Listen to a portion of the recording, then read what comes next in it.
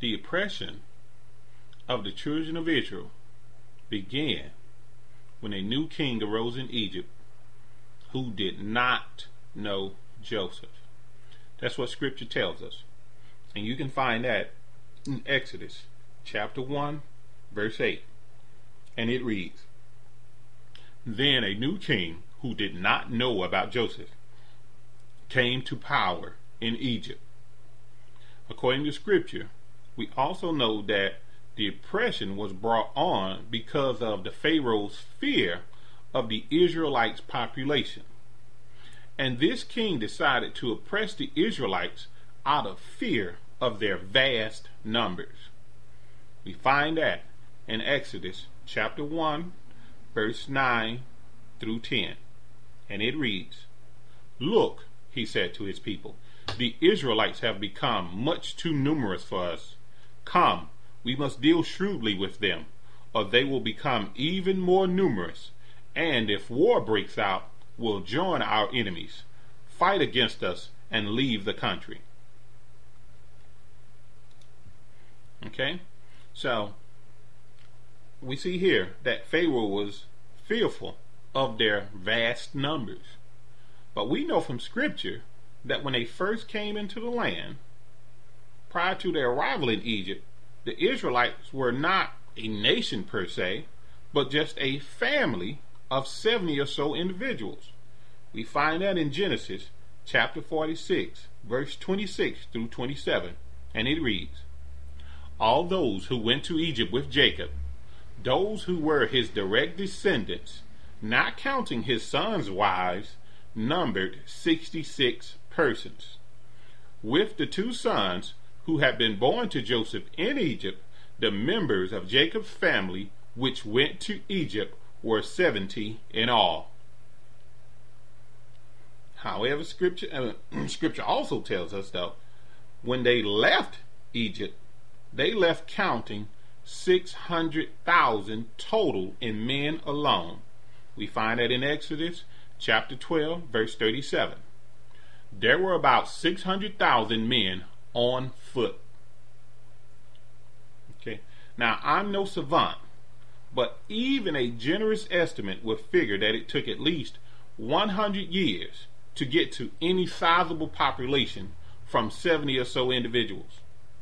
Not to mention, Joseph was very beloved and given honor in Egypt, so it is highly unlikely that immediately upon his death, the Egyptian would turn against his family and begin to oppress them, or scripture would have explicitly told us so.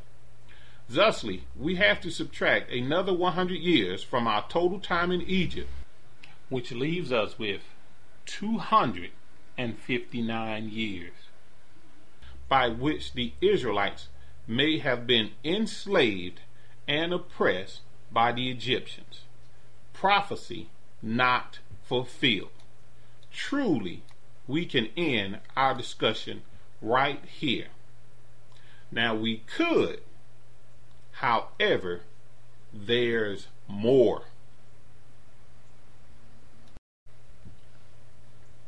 Now remember, the king of Egypt who declared that the Israelites were too numerous in number, well, scripture indicates that he was the same one who called for the infamous death penalty on all newborn male Hebrews.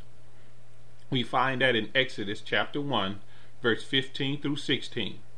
"Then the king of Egypt spoke to the Hebrew midwives, and he said, When you do the duties of a midwife for the Hebrew women, and see them on the birth stools, if it is a son, then you shall kill him, but if it is a daughter, then she shall live."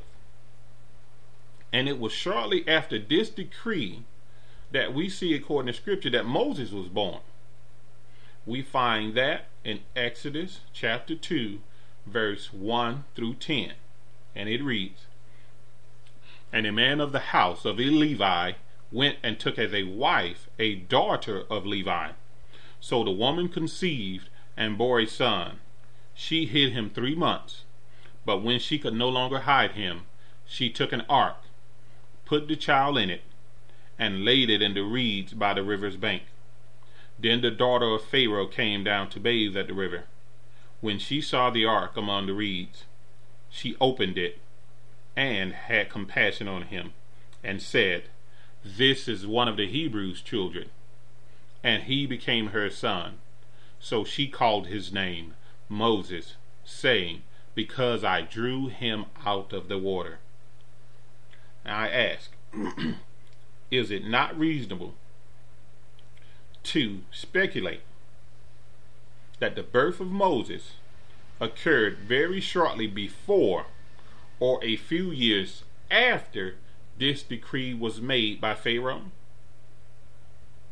Therefore, if this decree occurred within Moses' generation, we know for a certainty that the oppression of the children of Israel lasted at best a couple 100 years or so.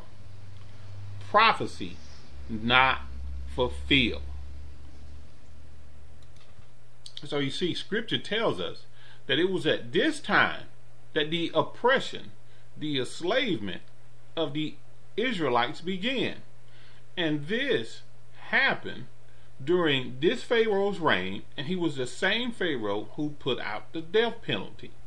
So it is reasonable to assume that this death penalty occurred shortly before or shortly after the birth of Moses.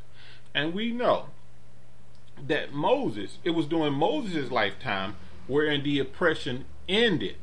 So this could not have occurred, logic dictates to us, no more than 100 years or so before the birth of Moses, because it was the same Pharaoh who started to fear their numbers, who issued the death decree.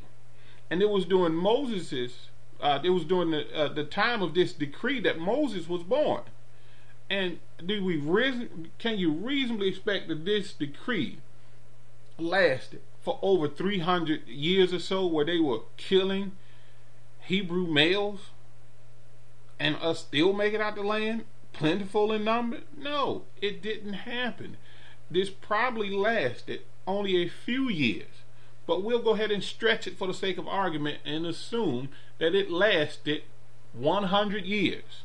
And then Moses was born, and then Moses' life, I think Moses, I can't remember exactly how Moses was according to Scripture when he freed the Israelites, but again, if you give him another 100 years during this time, still we're only talking about 200 years or so, well below the prophesied 400-year captivity and mistreatment by the Egyptians. Far below what Abraham was prophetically told by Yah.